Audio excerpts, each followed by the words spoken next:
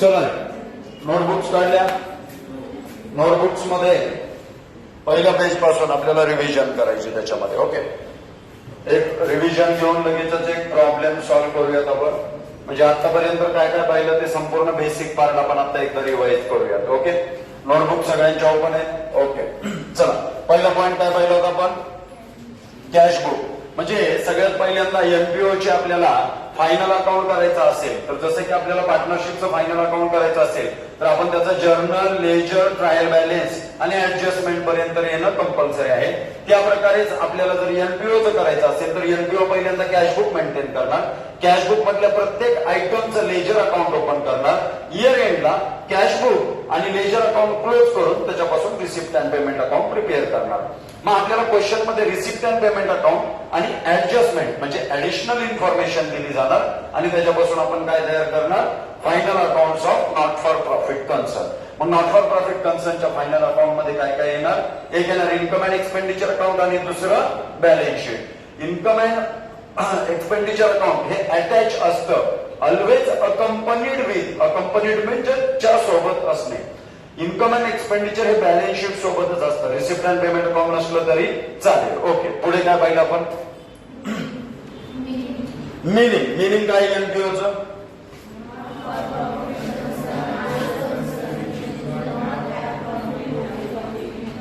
काय?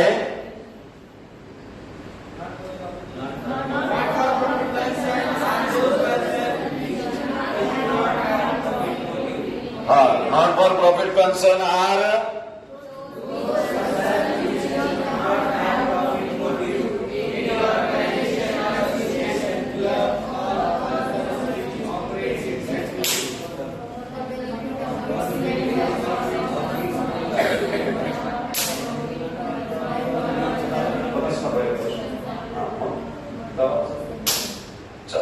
not for profit concern are those concern which do not have profit motive. Only organization, association, club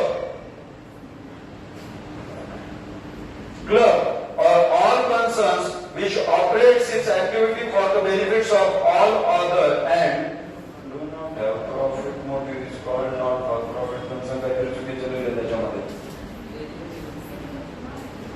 Members or others. Okay, benefits of its members or others and do not have any profit motive. It is called not for profit concern. त्याचे features पाहिले. पहिलं feature काय पाहिलं आपण त्याच्यामध्ये?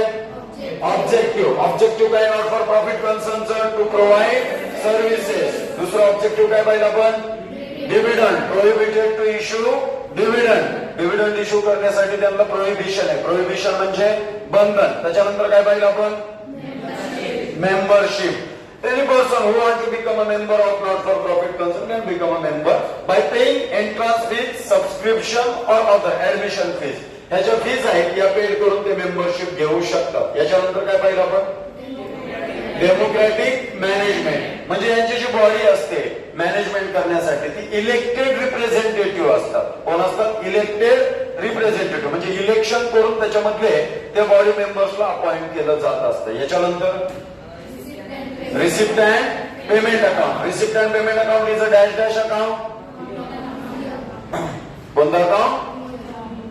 हो, receipt and payment account is a real. Receipt and payment account is a real account. याच्यानंतर receipt and payment account is a similar to Receipt and payment account is similar to cash book. Okay, receipt and payment account is a summary of dash dash transaction and dash dash transaction. Cash transaction and bank transaction. याच्यानंतर आपण पाहिलं only receipt and payment account has opening and closing balance. Receipt and payment account opening balance पण असतो आणि closing balance पण असतो. Okay, याच्यानंतर काय पाहिलं आपण? Types of receipt. रिसिप्टचे टाइप्स किती? दोन. पहिला कॅपिटल रिसिप्ट, दुसरा रेव्हेन्यू रिसिप्ट किंवा रेव्हेन्यू रिसिप्ट म्हणा आणि कॅपिटल रिसिप्ट. बरं ठीक आहे, पहिला रेव्हेन्यू रिसिप्ट. रेव्हेन्यू रिसिप्टची definition and does not forming a part of regular flow of income. The receipt which is recurring in nature. Recurring म्हणजे again and again. Okay, the receipt which is recurring in nature and does not forming a part of regular flow of income. जो regular flow of इन्कमचा part आहे आणि recurring आहे म्हणजे सारखी सारखी येणार आहे त्याला आपण काय म्हणणार? Revenue receipt. रेव्हेन्यू रिसिप्ट कुठे ट्रान्सफर करणार आपण? Income side. रेव्हेन्यू रिसिप्ट कुठे ट्रान्सफर करणार आपण? Income side. पण कधीची? करंट इयरची. ड्यू और रिसिव्ड कधी हे देणं घेणं नाही. ते कधीच आहे, रिलेशन कधीच आहे, पर्टेनिंग कोणत्या इयर सोबत करतं याच्याशी रिलेशन आहे. दुसरी रिसिप्ट कोणती होती? Capital receipt. Capital receipt the receipt which is and does not forming a part of regular flow of income is known as capital receipt. त्याच्यानंतर काय पाहिलं आपण? पेमेंट्स. Types of payments. किती पेमेंटचे टाइप आहेत? किती टाइप आहेत? 3. पहिला रेव्हेन्यू एक्सपेंडिचर, दुसरा डेफर्ड रेव्हेन्यू एक्सपेंडिचर आणि तिसरा capital expenditure. Revenue expenditure, the expenditure which is recurring in nature and gives benefit for short period of time means within a year. Okay. दुसरा deferred revenue expenditure. दुसरा कोणता? Deferred revenue expenditure. त्याच्यामध्ये काय सांगितलं? Actually it is a revenue expenditure but benefit not exhausted within a year. याचे part केले जाणार. जेवढा करंट इयरचा पार्ट आहे तो रेव्हेन्यूला म्हणजे इन्कम एक्सपेंडिचरला जाणार आणि जेवढा नेक्स्ट इयरचा प्रिपेड पार्ट आहे तो कुठे जाणार? कॅपिटल एक्सपेंडिचर म्हणून बॅलन्स शीट ऍसेटला जाणार. ओके. आणि जो चौथा तिसरा पार्ट होता capital expenditure, the expenditure which is non recurring in nature and benefit received for means more than a year. Okay. हा एक्सपेंडिचर कॅपिटल एक्सपेंडिचर कुठे पाठवणार आपण? Balance sheet asset side. Okay. याच्यानंतर काय पाहिलं आपण? Income and expenditure account. Income and expenditure account is a dash dash account. Okay. Income and expenditure account is a nominal account. It is similar to profit and loss account. पण याच्यामध्ये profit किंवा loss म्हणून लिहिणार नाही. मग काय लिहिणार आपण? सरप्लस किंवा deficit. excess of income over expenditure surplus, excess of expenditure over income deficit. Okay. आणि हा सरप्लस इन्कम अँड एक्सपेंडिचर अकाउंटला ओपनिंग बॅलन्स असतो का? नाही. क्लोजिंग बॅलन्स असतो का? असतो. क्लोजिंग बॅलन्सच सांगितलं, सरप्लस आणि डेफिसिट. ओके. याच्यानंतर income and expenditure always accompanied with balance sheet. Income and expenditure is always accompanied with balance sheet. Balance sheet सोबतच अकंपनीड असते. ओके. याच्यानंतर आपण काय पाहिलं? इन्कम. इन्कम पाहिलं. त्याच्यामध्ये पाहिलं रेव्हेन्यू रिसिप्ट. रेव्हेन्यू रिसिप्ट जी असते ती इन्कम असतं पर्टेनिंग टू करंट इयर. रिसिव्डचा पार्ट आपल्याला चेक करायचा नाही. रिसिव्ड कोणत्या इयर सोबत होतं हे बघायचं नाही. ते पर्टेन कोणत्या इयर सोबत आहे एवढंच बघायचं आपल्याला. करंट इयरशी जर पर्टेनिंग असेल तर करंट इयर मध्येच रेकॉर्ड करायचे. नेक्स्ट इयर लास्ट इयर साठी असेल तर ते बॅलन्स शीट मध्ये इफेक्ट द्यायचा असेल तर द्या तिकडे. ओके. याच्यानंतर पाहिलं आपण एक्सपेंडिचर. एक्सपेंडिचरला पण सिमिलर पार्ट. याच्यानंतर आपण बॅलन्स शीट आणि काही बेसिक कॉन्सेप्ट पाहिल्या म्हणजे स्पेशल फंड असेल, लिगसी असेल, डोनेशन असेल, या बाबतीत आपण सबस्क्रिप्शन असेल आणि ऍडजस्टमेंट पाहून घेतल्या. इथपर्यंत आपण हा टॉपिक पाहिला होता. टॉपिक पूर्णपणे डोक्यात ठेवत चला. सोल्युशन साठी अकाउंटिंग तुम्हाला जर परफेक्ट मार्क घ्यायचे असतील, मॅक्झिमम मार्क घ्यायचे असतील तर थेअरी म्हणजे जो पार्ट बेस आहे त्याचा तो समजून घेतला पाहिजे. ओके. चल नेक्स्ट. आता क्वेश्चन नंबर, काल क्वेश्चन नंबर कितवा झाला आपला?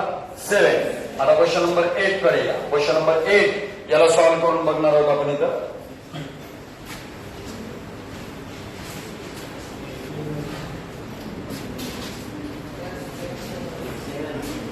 7 चालू आहे का? झाला नाही का तो?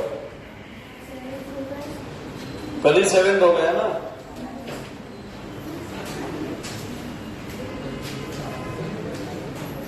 Question number 8 page number 83. हो चला रीड करूया आपण त्याला आणि टिक मार्क करून घेऊया.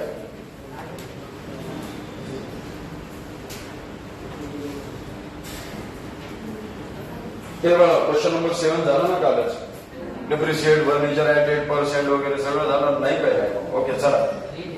Doctor Abhinav Bharat started practice. शब्दांकडे लक्ष देत चला. शब्दांकडे लक्ष देत चला. Doctor Abhinav Bharat started practice, underline started, underline करा स्टार्टेडला. Doctor Abhinav Bharat started practice of medical practitioner. याचा शब्दाचा अर्थ काय सांगायचा आहे त्यांना? स्टार्टेड, कमेन्स्ड म्हणजे नव्याने सुरुवात झाली. ओपनिंग ऍसेट आहेत का? नाही. ओपनिंग बॅलन्स आहे का? नाही. कॅशचा ओपनिंग बॅलन्स नाही, काही नाही. त्या वर्षीच त्यांनी चालू केले. म्हणजे ओपनिंग ऍसेट पण नाही, ओपनिंग कॅपिटल फंड पण नाही, ओपनिंग लायबिलिटी पण नाही. सगळं जे काय आहे त्या वर्षाने नव्याने चालू करायचं. म्हणजे ओपनिंग बॅलन्स शीट बनवायची गरज पडेल का? या प्रश्नाचं उत्तर इथं मिळालं, बनवायची नाही. दुसरी कधी बनवायची नाही? जर त्यांनी ओपनिंग कॅपिटल फंड दिला तर. ओपनिंग बॅलन्स शीट 2 केसमध्ये बनवायच्या नाही. कधी?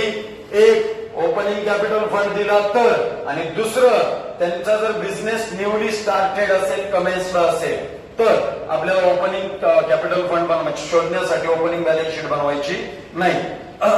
इन द बुक्स ऑफ, आता वरी काय येणार? In the books of doctor Abhinav Bharat, okay, of medical practice on 1st April 2019 he gives you the receipt and payment account for the year ended 31st March 2020. Business कधी चालू केला? 1 April 2019 ला. आणि त्यांनी माहिती कधीची दिली? 31 मार्च 2020. म्हणजे accounting year 1st April 2019 to 31st March 2020. Okay. And the adjustment. Prepare income and expenditure account and balance sheet for the year ended 31st March 2020. Dr. Abhinav Bharat receipt and payment account for the year ended 31st March 2020. Cash introduced. Cash introduced. And आता पहा बरं, ही accounting कोणाची? NPO आपण म्हणतो, मान्य. Doctor आहे हा अभिनव भारत. कोण आहे? डॉक्टर आहे. त्यांनी सेवा देण्यासाठी चालू केला असेल का प्रॉफिट साठी केला असेल? प्रॉफिट साठी. तुम्हाला मी म्हटलं होतं मॅन्युफॅक्चरिंग, ट्रेडिंग, सर्व्हिस आणि एनपीओ आणि सर्व्हिस वाल्यांची अकाउंटिंग सेम आहे. त्या दोघांची अकाउंटिंग कशी केली जाते? सेम केली जाते. ओके. मग जी कॅश इंट्रोड्यूस केली इनिशियली, याला आपण काय म्हणणार? Capital fund. इनिशियली जेवढं इंट्रोड्यूस केलं जातं त्याला आपण काय म्हणतो? कॅपिटल. कॅश मध्ये तर आलंच ना, कॅश मध्ये हे सुरुवातीला येणार नाही. कॅश मध्ये कोणतं येणार? हा जो बॅलन्स कॅरीड डाऊन आहे हा कॅश मध्ये येणार. त्याचा कॅपिटल फंड मध्ये जाणार नाही. हा, एनपीओ मध्येच दिलाय प्रॉब्लेम आपल्याला. पण डॉक्टर अभिनव भारत सरप्लसच निघणार नाही याच्यामध्ये. आपल्याला सरप्लसच काढायचंय. एनपीओ मध्ये दिलंय ना, सरप्लसच काढायचंय. पण एक सांगतोय, सर्व्हिसची आणि एनपीओची अकाउंटिंग सिमिलर येत असते. Okay. Doctor Abhinav Bharat practices हे झाले. Cash introduced. हे कुठे जाणार? लायबिलिटीला. कुठे जाणार? लायबिलिटीला, कॅपिटल फंड म्हणून. ओके, चला पुढे. व्हिजिट फीज म्हणजे दुसऱ्याच्या दवाखान्यात जात नाहीत का? अडकून टिंग टिंग टिंग टिंग टिंग टिंग घेऊन यायचं. हा, काय होतंय? श्वास घ्या बेडवरती पेशंट असते, तिथं व्हिजिट जाऊन द्यायला येण्यासाठी त्यांना फीज मिळत असते. मग ही व्हिजिट एकदाच देणार का सारखे सारखे देणार? सारखे सारखे. रेव्हेन्यू रिसिप्ट आहे का कॅपिटल रिसिप्ट आहे? Revenue receipt. त्याच्या पुढे करा income I. Receipt from dispensary. पट्ट्या बिट्ट्या केल्या त्यांनी, कोणाच्या बाहेर वगैरे ते केलं असेल, आल्यावर डिस्पेन्सरी मधून रिसिप्ट झाली. किती त्याचे मिळाले? 30,000. हे पण काय? आय. सन्ड्री रिसिप्ट किरकोळ. काय होतंय? डॉक्टर मला कसं तरी होतंय, असले पेशंट. सन्ड्री रिसिप्ट केलं काहीच नाही, तुम्हाला कसं तरी होतंय का? ठीक आहे, बिल 1000 रुपये होईल. काय झाले डॉक्टर? मला काही नाही, नवऱ्याच्या डोक्याला ताण देऊ नका, शांत वाटेल. ओके. सन्ड्री रिसिप्ट 5,000 रुपये. मुलींमधलं बाहेरमधलं सगळ्यात मोठा दुखणं कसं तरीच होतंय. Sundry receipt. तुम्हाला आता कळणार नाही, तुम्ही लहान आहेत, बालक आहे. लग्न झाल्यावर तुमच्या मागे संसार लागले की कळल तुम्हाला. ओके. यांना बाहेर फिरून आणलं, यांचं कसं तरी होतं, दुखणं राहून जातं. सन्ड्री रिसिप्ट 5,000 रुपये. काय हे आपलं? Income I. फर्निचर. आता येऊयात पेमेंट साईडला. पहा, रिसिप्ट साईड पुढे जाणार, एकतर इन्कम नाही तर लायबिलिटी. आता पेमेंट साईड पुढे जाणार एकतर एक्सपेंडिचर नाहीतर ऍसेट. आता ओपनिंग बॅलन्सेस नाही म्हणजे जे बॅलन्सेस दिले तिथूनच ऍसेट क्रिएट करायचे. पहिलं वर्ष नया आहे व फर्निचर पुढे जाणार ऍसेटला. पुढे इक्विपमेंट ऍसेट्स. ड्रग्स म्हणजे नाही बाळा गोळी ते हिरोईन. हे शब्द आम्ही अशा बॅचेस घेऊन शिकवलं ना तुम्हाला. हे असं असं असतंय तसं तसं असतंय का नाही. वयात लिहून घेतल्या नोट्स तुम्ही त्याच्या याला हे म्हणतात. माणसाची सवयच आहे. वाईट गोष्टी जेवढ्या लवकर शिकतो ना तेवढ्या चांगल्या गोष्टी आम्ही शिकून मारून जरी शिकवल्या तरी लवकर शिकत नाही. खरं आहे का. नालायक असते तर अशा अजून उत्तर द्यायला. ड्रग्ज म्हणजे आता जसं स्टेशनरीची ऍडजस्टमेंट केली ना आपण. Opening plus purchases cash purchases plus outstanding bill total minus closing. आता याला ओपनिंग बॅलन्स नसणार पण क्लोजिंग बॅलन्स असेल. क्लोजिंग याच्यातून मायनस करून आपण कुठे पाठवणार ऍसेटला. कुठे पाठवणार ऍसेटला. ओके. ड्रग्ज सॅलरी हे कुठे जाणार एक्सपेंडिचरला. फर्निचर कुठे जाणार ऍसेटला. इक्विपमेंट कुठे जाणार ऍसेटला. Drugs expenditure salaries expenditure rent conveyance. हे बघा कन्व्हेन्स मिनिंग काय तरी नाही पुढचं. हा तुझ्या बरोबर समोरच्या लाईनीत पहिल्या बेंचवर बसलं का त्यांनी एकदा उत्तर दिलं बघा. असंच मी छडी घेऊन आलो तिकडे. नाही माहिती काय येतं conveyance meaning. Travelling expenditure. Okay. पुढे पुढे जाणार हे expenses. Stationery expenses. Electrical charges. Journals. हे मासिक साप्ताहिक वगैरे येत असतात ना जर्नल. ओके. महिन्याला वगैरे 7 दिवसाला काढत असतात. माहिती पुस्तिका वगैरे असतात त्यांचे काहीतरी. व्यापारी मित्र माहिती असेल तुम्हाला. व्यापारी मित्र वगैरे टॅक्सेशनची इन्फॉर्मेशन द्यायला बिझनेस वरती सारखं येत असतात ते. ओके. किंवा त्या प्रकारचे दुसरे अर्थक्रांतीचे म्हणून काहीतरी साप्ताहिक येतात ते त्याच्यामध्ये. हे वर्ष म्हणजे आठवड्याला 6 महिन्याला किंवा 1 महिन्याला या अशा प्रकारचे जर्नल्स येत असतात. स्टुडंट जर्नल वगैरे सीए फाउंडेशन केल्यानंतर सीए फाउंडेशनला रजिस्ट्रेशन केल्यानंतर तुम्हाला कळेल की स्टुडंट जर्नल दर महिन्याला त्यांचे जे काही अपडेट्स आहेत त्याच्यामधून तुम्हाला येत असतात ते. ओके. एक्सपेंडिचरच आहे आपण पेपर सारखंच. पेपर रोज येतो जर्नल महिन्याला येते एकदा. Okay. By journals. Okay. By drawings. हा एक्सपेंडिचर झाला जर्नल. Journal expenditure. ओके. हा drawings. Less from capital fund. एक तर ऍसेटला जाणार. ऍसेटला नाही गेला साईड चेंज केली तर पुढे करणार आपण काय करणार त्याला मायनस. पावती भरायची लक्षात आहे ना. ओके. मग कॅपिटल फंड मधून काय करणार मायनस. त्याच्या पुढे लिहा लेस कॅपिटल फंड. चला पुढे रिसिप्ट इन अरियर्स. अरियर्स म्हणजे ऍज लाईक आउटस्टँडिंग मिळालं नाही. ओके. ऍज लाईक म्हणलं सिमिलर म्हटलं नाही. Receipt in arrears are visit fees 2000 and dispensary 500. दोन्हीवरती स्टार. दोन्हीवरती स्टार केला. पुढे आउटस्टँडिंग एक्सपेन्सेस रेंट ₹500 सॅलरी ₹1000. दोन्हीवरती स्टार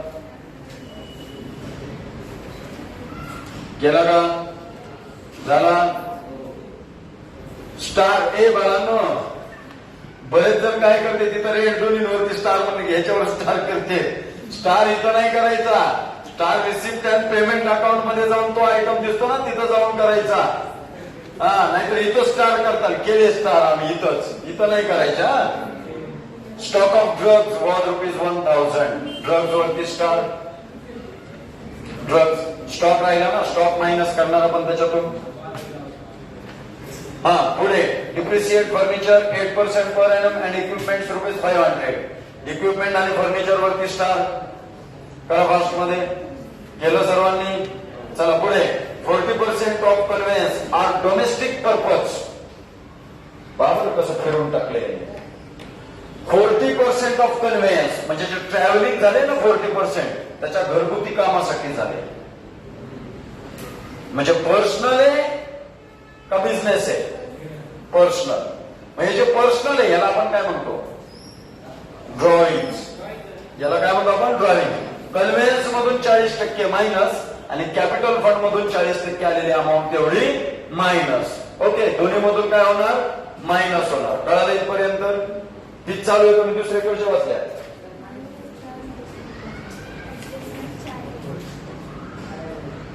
तुमच्या इकडे 4च आहे, त्याच्यात लिहा पुढची adjustment. 40% of conveyance are for domestic purpose. Printing mistake होत असतात बोर्डाकडून, पण आपणच समजून घ्यायचं त्यांना.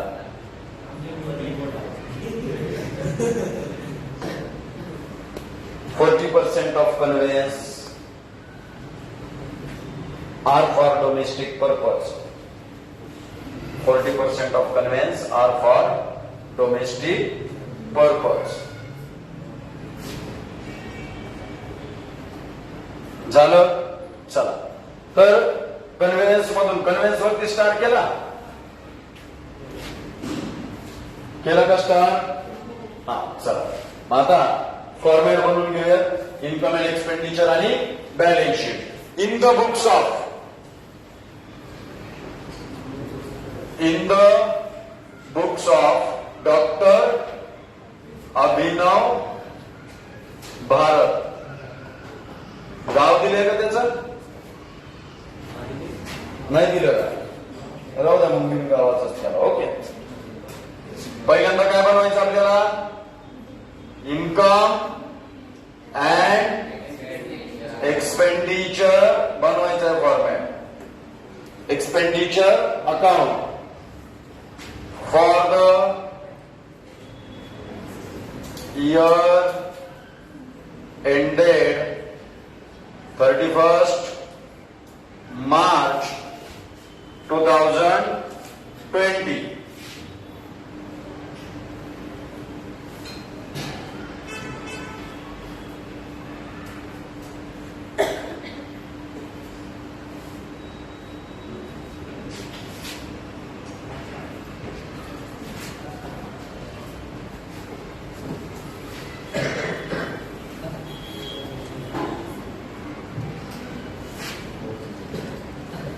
Debit, credit,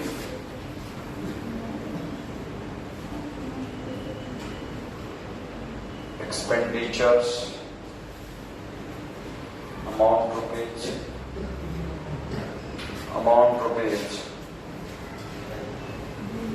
income,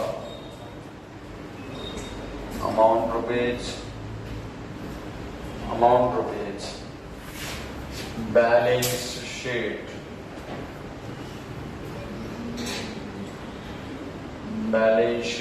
B capital, yes capital, as on 31st March 2020.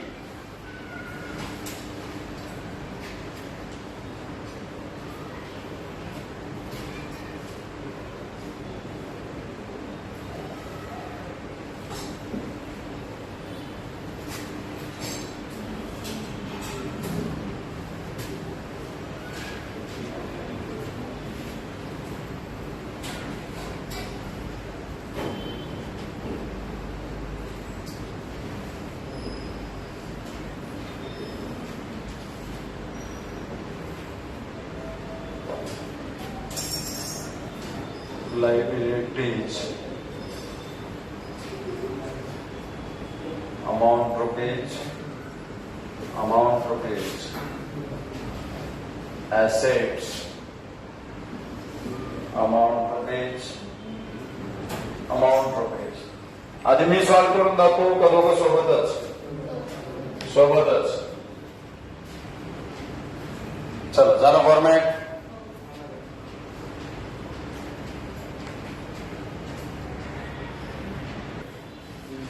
चला, पहिला आयटम काय दिले आपल्याला त्याच्यामध्ये, कॅश इंट्रोड्युस्ड. वरची इन्फॉर्मेशन आपण सगळे समजून घेतलेली आहे. ओके, पहिल्यांदा कॅश इंट्रोड्युस्ड दिलेलं आहे. मग कॅश इंट्रोड्युस्ड हे आपला काय सुरुवातीचा, capital fund. An amount invested in business by the businessman is known as capital. पण हे बिझनेस नॉर्मल बिझनेस मध्ये असतो तर आपण कॅपिटल म्हणलं असतं. इथं काय म्हणायचं आपल्याला, कॅपिटल फंड. मग लायबिलिटी साईडला जाऊन आपण इथं लिहिणार कॅपिटल फंड. याच्यासाठी 5-6 ओळी जागा सोडून देत चला आणि मग बाकीचे आयटम पुढे लिहित चला. कॅपिटल फंडची अमाऊंट किती दिलेली आहे आपल्याला, 25,000. इनर कॉलमला आपण लिहूयात याला 25,000. लिहा लवकर, सोबत लिहायचे आता. चला झालं.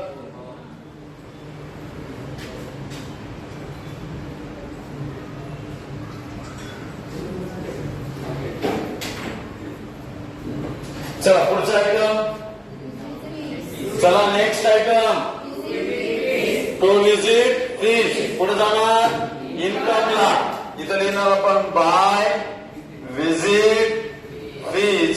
अमाऊंट किती दिली आपल्याला, इन्नरला का आउटरला, इन्नरला 10,000. चला घ्या लिहून.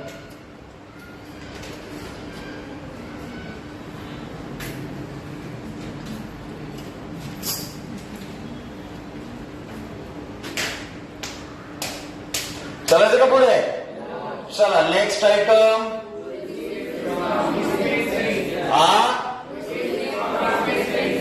To receive from dispensary. पुढे जाणार इन्कम साईडला. व्हिजिट फीजच्या खाली 2 ओळी जागा सोडून by receipt from dispensary. Okay, किती अमाऊंट दिली त्याची आपल्याला, 30,000. इन्नरला का आउटरला,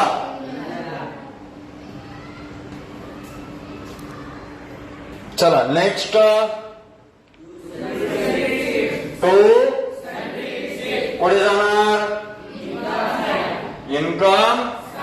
okay, by sundry receipts. Amount इन्नरला का आउटरला, ओके 5,000. घ्या लिहून.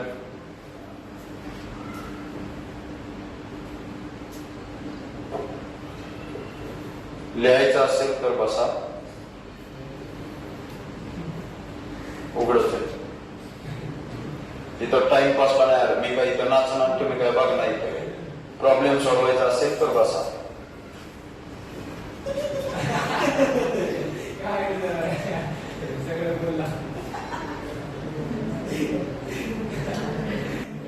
अरे हे चला मुलांना, चला पुढचा आयटम. तेवढं चल, थोडीशी मेहनत जास्त लागेल. चला नेक्स्ट. बाय पुढे जाणार, पुढे जाणार. ओके, 2 बाय तर चालत नाही. फर्निचर. अमाऊंट किती दिली आपल्याला, 8,000. इन्नरला का आउटरला, डेप्रिसिएशन आहे याच्यावरती. ओके, समजलंय. घ्या लिहून लवकर. चला फास्ट मध्ये.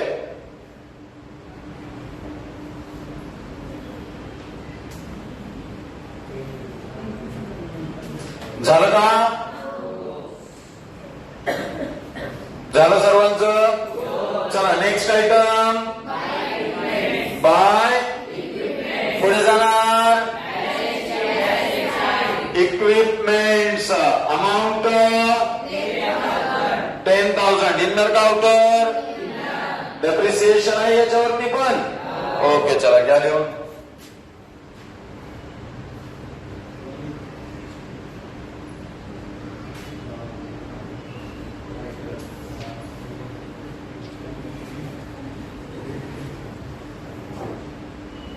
झालं सर्वांचं. चलायचं पुढे. चला next item. By drugs. Okay, drugs पुढे जाणार एक्सपेंडिचर साईडला. To drugs. ओके, याचा फॉर्मॅट माहिती ना तुम्हाला, याला अंडरलाईन करा. Opening plus purchases cash purchases म्हणून द्याला आपण, ओके, ब्रॅकेट मध्ये द्या, प्लस आउटस्टँडिंग बिल टोटल आणि लेस क्लोजिंग, ओके. हा, आता हे काय दिले आपल्याला पेमेंट साईडला, म्हणजे काय आपलं परचेसेस, कॅश परचेसेस. किती अमाऊंट दिली याची आपल्याला? 7,000. ओके, गॅल्यू. फॉर्मॅट हा आता जरी दिला नसला, हा फॉर्मॅट ड्रग्जला, स्पोर्ट मटेरियलला, स्टेशनरीला, मेडिसिनला, ह्या सगळ्यांना वापरू शकतो. स्पोर्ट इक्विपमेंट म्हणलं नाही, हे आता मेडिकल इक्विपमेंट्स आहेत. स्पोर्ट इक्विपमेंट पण तिथं जाणार. स्पोर्ट मटेरियल म्हणलं, स्पोर्ट मटेरियलला वगैरे हा फॉर्मॅट वापरायचा आपल्याला. मटेरियल कन्झ्युम्ड मिळेल आपल्याला याच्यामधून. Okay, गॅल्यू.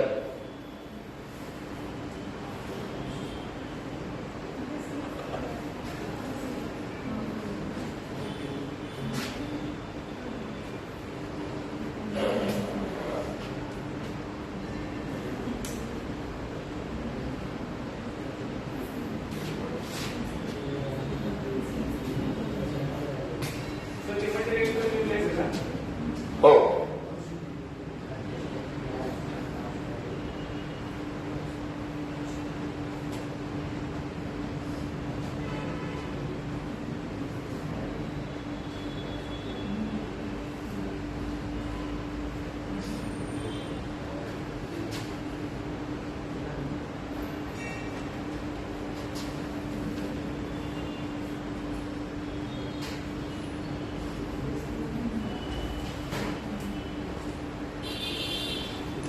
opening plus cash purchases plus outstanding total less closing is equal to material consumed.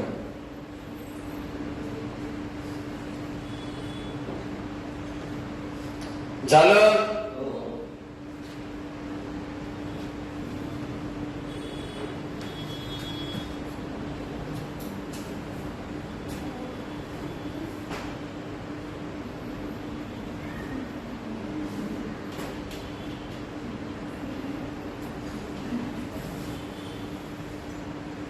झालं का? चला नेक्स्ट आयटम, बाय सॅलरीज. पुढे जाणार income and expenditure account, expenditure side to salaries. इनरला जाणार का आउटरला? किती अमाऊंट आहे? 12,000. ओके, चला गॅल्यू.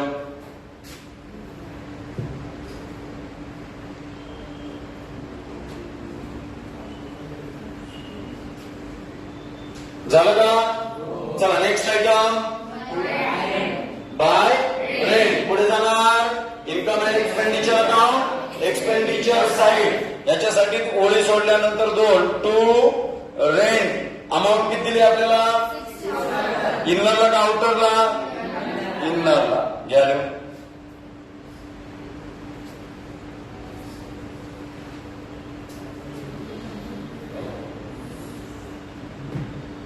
चला झालं का? चालायचं पुढे. चला नेक्स्ट आयटम, बाय कन्व्हेन्स. इथं काय म्हणून लिहिणार आपण? To conveyance. अमाऊंट इनरला का आउटरला? इनरला.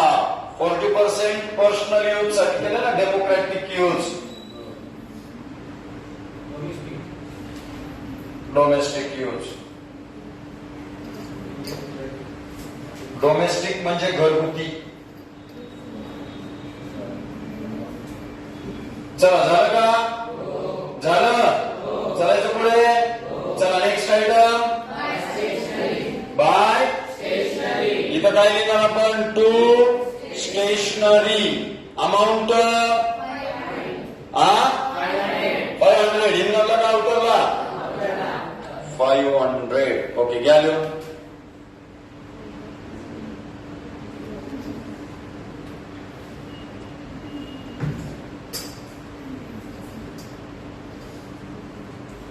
झालं का? चालायचं पुढे. चला नेक्स्ट आयटम, इथं काय येणार?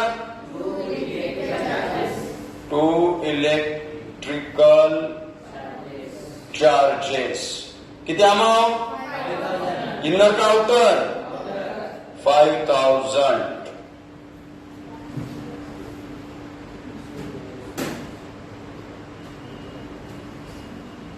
झालं का?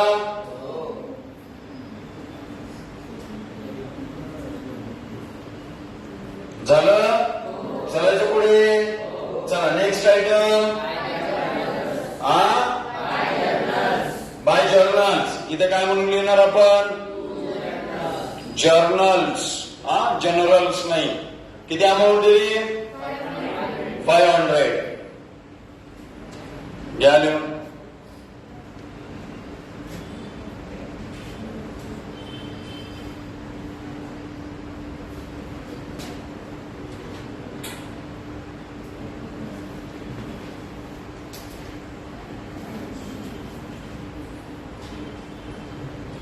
झालं का सर्वांचं? चलायचं पुढे. चला नेक्स्ट आयटम. ड्रॉविंग. ड्रॉविंग कशातून मायनस करणार आपण? कॅपिटल फंड मधून. लेस ड्रॉविंग. किती अमाऊंट दिली? 15,000. ओके, मायनस करून याच्या खाली लिहूयात आपण 10,000.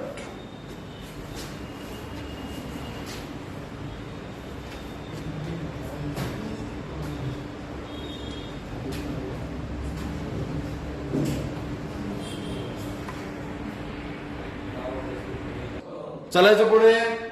चला next item. By balance carry down. याला काय म्हणणार आपण? Cash in hand. पुढे जाणार balance sheet asset side. Cash in hand. Amount इनरला का आउटरला? आउटरला. ओके, घ्या.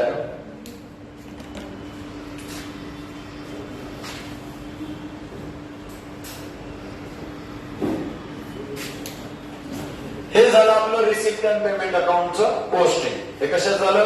रिसिप्ट अँड पेमेंट अकाउंटचं पोस्टिंग झालेलं आहे. आता आपण जाऊयात ऍडजस्टमेंट कडे. कशाकडे जाऊयात? ऍडजस्टमेंट. फर्स्ट ऍडजस्टमेंट रीड करा. एक साथ नीट वाचा. पहिली ऍडजस्टमेंट काय?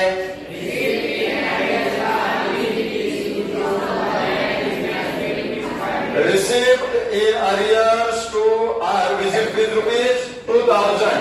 विजिट फीज मध्ये काय करणार आपण? Add. Okay, add in respect to income. Outstanding income म्हणणार याला आपण. Add arrears. किती अरियर्स अमाऊंट आहे? 2,000. याच्यामध्ये ऍड करणार. टोटल आउटरला लिहिणार आपण 12,000. आणि सेकंड इफेक्ट, रिसिव्ड आहे का रिसिवेबल आहे? रिसिवेबल आहे. Okay, earned in current year. Earn करणार आपण करंट इयर मध्ये. रिसिव्ड नाही, आउटस्टँडिंग आहे. रिसिव्ह कधी होईल? नेक्स्ट इयर मध्ये होईल. Second effect, balance sheet asset साइडला अरियर्स इन विजिट फीज. किती अमाऊंट आहे? 2,000. ओके, चला घ्या लिहून.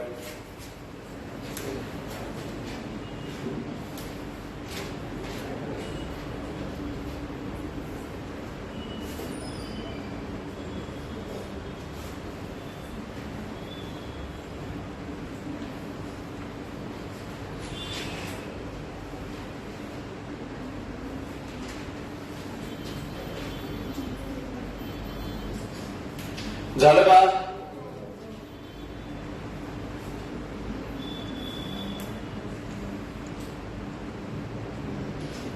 झालं का?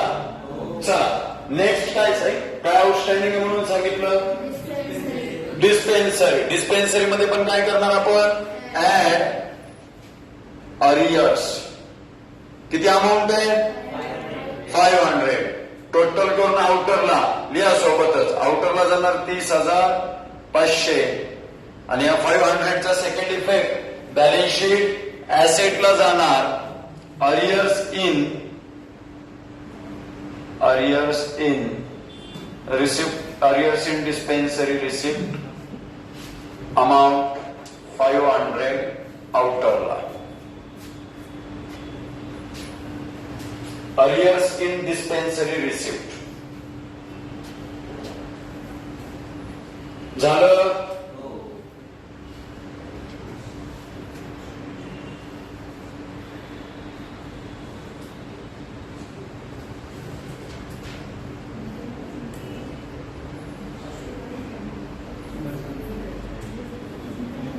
झालं का सर्वांचं? झालं? चलायचं पुढे. चला नेक्स्ट ऍडजस्टमेंट रीड करा. बस रेंट रुपीज 500. आउटस्टँडिंग मध्ये रेंट आउटस्टँडिंग राहिले. रेंट मध्ये काय करणार आपण? Add outstanding. किती अमाऊंट आहे? 500. टोटल करून आउटरला 6500. येणे का देणे?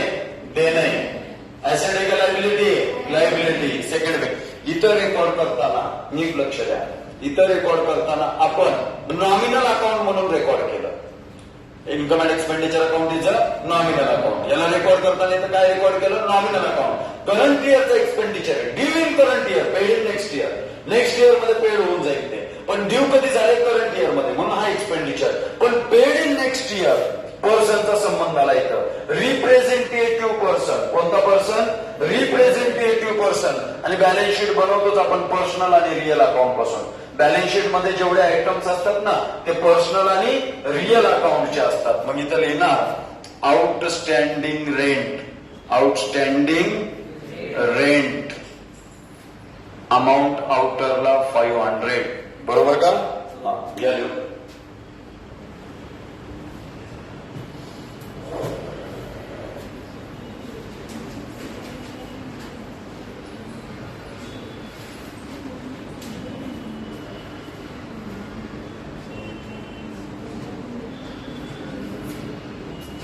आउटस्टँडिंग रेंट मध्ये ऍड आउटस्टँडिंग 500.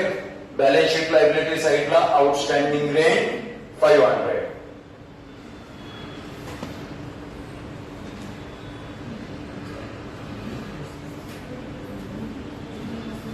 झालं सर्वांचं?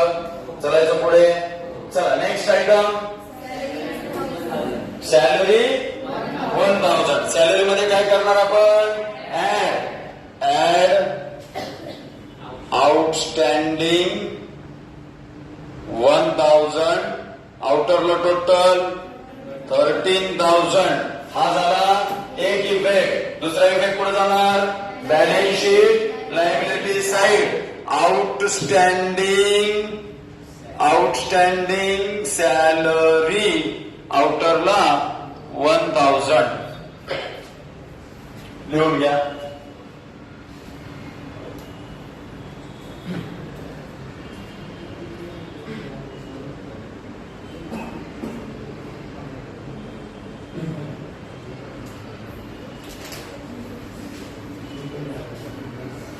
झालं का? चालायचं पुढे.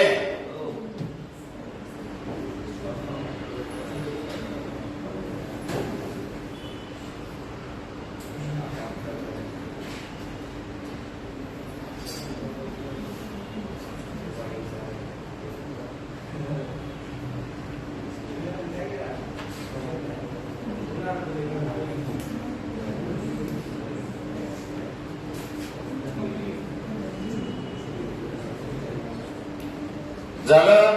चला next adjustment. Stock of drug rupees 1000. आता ड्रगच्या बाबतीत दुसरीकडे पुढे काहीच म्हणलं नाही म्हणून ओपनिंगला डास. आउटस्टँडिंगच्या ठिकाणी आलं. आउटस्टँडिंगला डॅश. इथं 7000. इथं आले टोटल 7000. 7000 अधिक 1000 8000. Sorry minus 6000. लेस लिहिलं नाही का आपण? 6000. हा झाला एक इफेक्ट. स्टॉक आहे म्हणजे प्रीपेड. युटिलाइज कधी करणार आहे? नेक्स्ट इयर म्हणजे आपल्यासाठी करंट इयर मध्ये काय आहे? ऍसेट. स्टॉक ऑफ ड्रग्स दुसरा साइड. ऍसेट साइडला दुसरा effect. Stock of drugs amount 1000.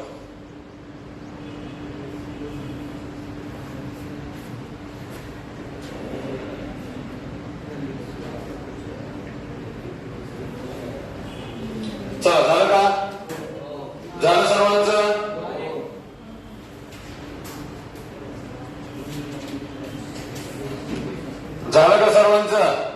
चला next adjustment. Depreciate furniture @ 8%. Furniture मधून काय करणार आपण? लेस डेप्रिसिएशन @ 8%. 640. आउटरला जाणार 7340. याचा एक इफेक्ट झाला. दुसरा इफेक्ट कुठे झाला? 360. 360.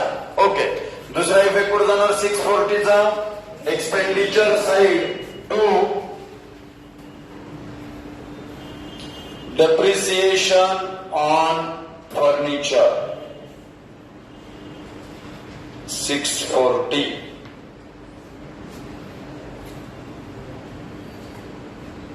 झालं का? झालं सर्वांचं? चालायचं पुढे. चला नेक्स्ट आयटम.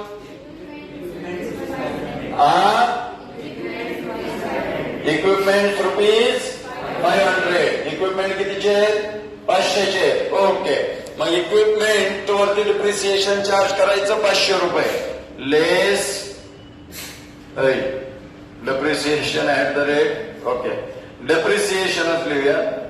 डेप्रिसिएशन @ दिलं नाही. 500. 10,000 - 500 9,500. आणि याचा दुसरा इफेक्ट एक्सपेंडिचर साइडच्या एक्सपेंडिचर साइडला to depreciation on equipment dash करून आउटरला 500.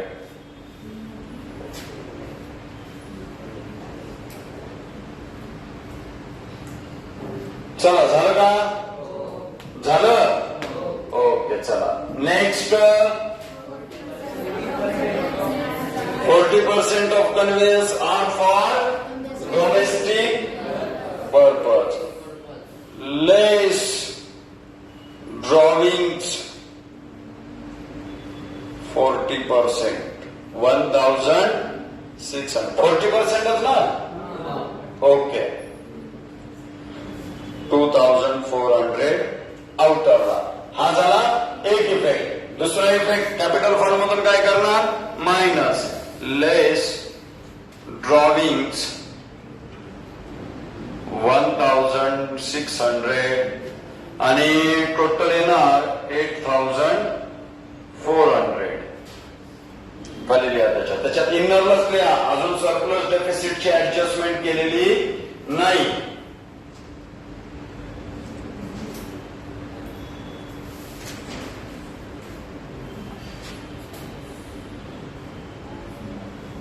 पहिलं झालं सगळ्यांचं? झालं. टोटल करूया. डेबिटची जास्त येते का क्रेडिटची जास्त येते? सरप्लस डेफिसिट काढून लगेच बॅलन्स शीट टॅली करूयात फास्ट मध्ये. ओके. लिहून झालं की समोर लक्ष द्या. मी इथं टॅली करून दाखवतो, नंतर तुम्ही टॅली करून घ्या. झालं. चला लवकर लवकर उरका लवकर. चला घाई करा, गर्दी करा, घाई करा. चला चला. 30 17 17 47 47 500.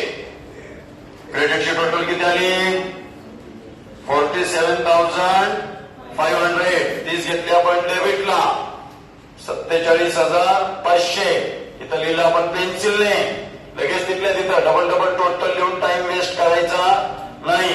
0 0 0 0 0 0 0 0 0 0 4 0 अधिक 0 अधिक 5 5 अधिक 4 9 5 14 5 19 6 25 5 30 35 0. आजचे गेले 3 6 3 9 6 15 2 17 5 22 अधिक 3 25 25 5 आजचे गेले 2 1 2 3 35,040. ओके. आता 0 मधून 0 10 मधून 4 गेले 6 राहिले. आजचे दिले 5 मधून 1 गेले 4 राहिले. आजचे दिले 7 7चे द्यायची गरज नाही. 7 मधून 5 गेले 2 4 12,460. एवढा काय आला? सरप्लस. इथं लिहणार आपण टू सरप्लस 12,060. शी मार्क दिला वरी. 12,460 सी मार्क वरी दिलेला आहे आपण. excess of income over expenditure. आता हे 12,460 कशात ऍड करणार आपण? कॅपिटल फंड मध्ये. ऍड सरप्लस 12,460 टोटल आउटरला 20,860. टोटल किती आले? 20,860. लिहून घेऊ नका, इथं लक्ष द्या. टोटल करूयात आता आपण. बॅलन्स शीट टॅली करून बघूयात. 0,0,0,0,0 6 अधिक 0 अधिक 0 अधिक 0 अधिक 0 6 5 3 8 8 बदल बदल 3 13 13 3 8 1 9 7 16 16 2 18 18 2 20 20 1 21 21 1 22 22,360. इथे येऊयात. ओके 7 8 5 13 13 3 8 1 2 22,360. बॅलन्स शीट 22,360 22,360 ने टॅली होऊन जाईल. जर एखाद्याकडे कन्व्हेन्सचे ऍडजस्टमेंट नसेल आणि त्याला बुक मध्ये दिले असेल तर त्याने ते ऍडजस्टमेंट खाली लिहून घ्या. नसेल त्याने हा इफेक्ट दिला नसेल कोणता 40% 1600चा, तर त्याची टोटल 23,960 ने आले असेल. त्याची टोटल 23,960 आली तरी चालेल, कारण त्यांनी कन्व्हेन्सची ऍडजस्टमेंट नाही केली तर.